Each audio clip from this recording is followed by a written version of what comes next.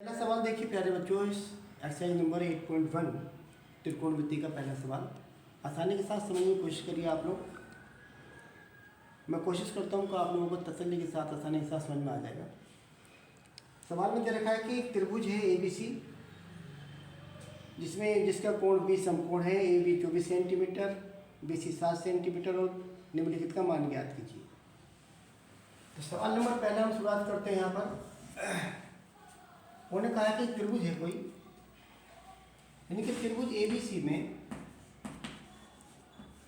ABC में कोण B 90 अंश का। AB जो साइड है उसकी भुजा है वो 24 सेंटीमीटर की है। BC भुजा 7 सेंटीमीटर की है। और हमें ज्ञात ये करना है कि इसमें अनुपात बताने कि साइन A का अनुपात क्या होगा, कोण A का अनुपात क्या होगा।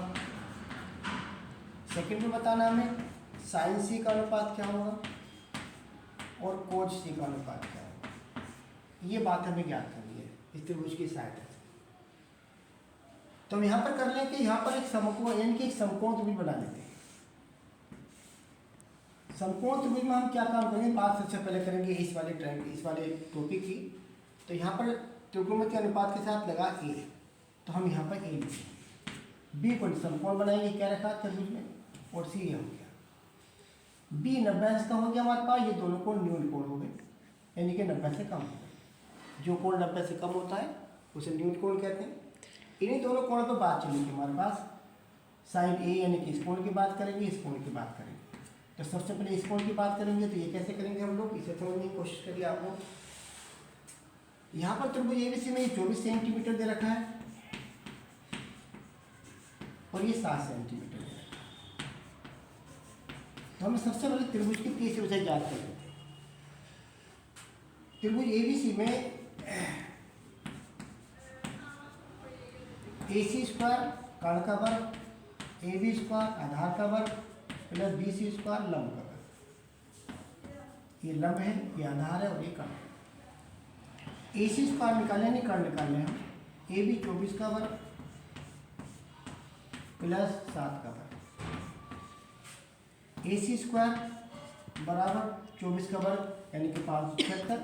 जैसे कि आप लोग 576 याद करने के लिए 24 की 24 से गुणा कर देंगे तो 576 हो जाएगा। ऐसे 7 का वर्ग 49, 7 की 7 से गुणा कर दी 49 मिल गया आपको।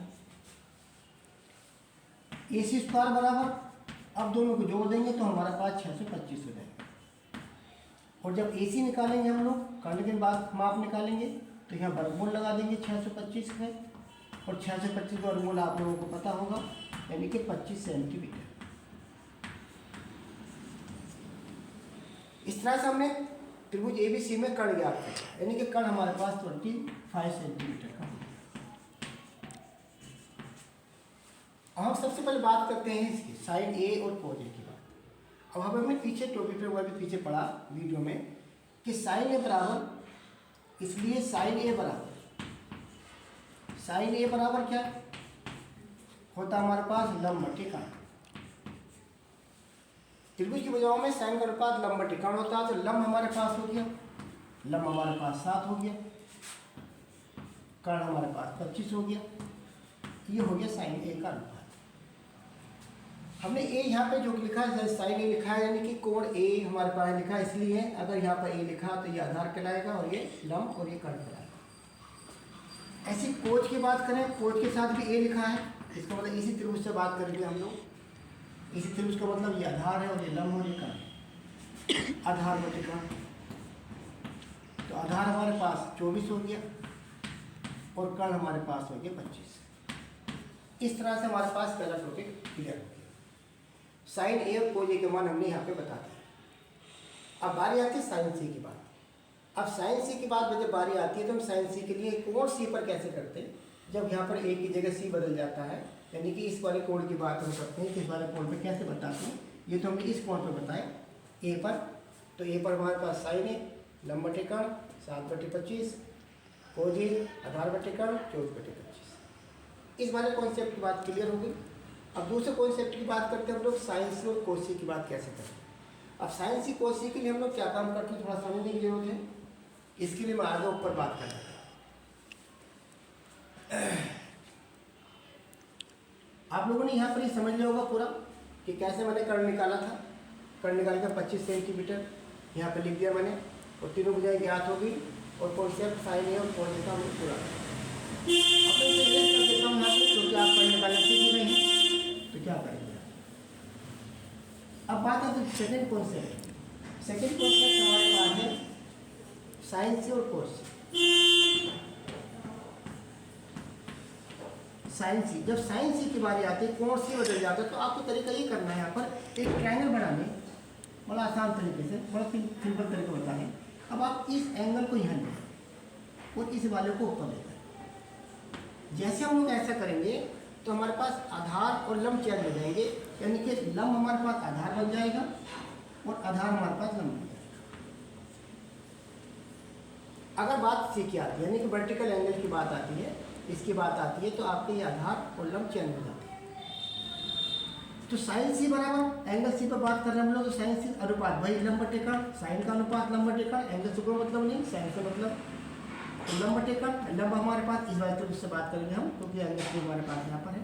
लंब हमारे पास 24 हो गया और कर्ण हमारे पास 25 हो गया। ऐसी कोज सी की बात करेंगे तो कोज सी बराबर आधार बटे कर्ण होता है, आधार बटे कर्ण, तो आधार हमारे पास कितना हो गया, 7 हो गया, और कर्ण हमारे पास 25। इस तरह से हमने दूसरा कॉन्सेप्ट क्लियर कर लिया।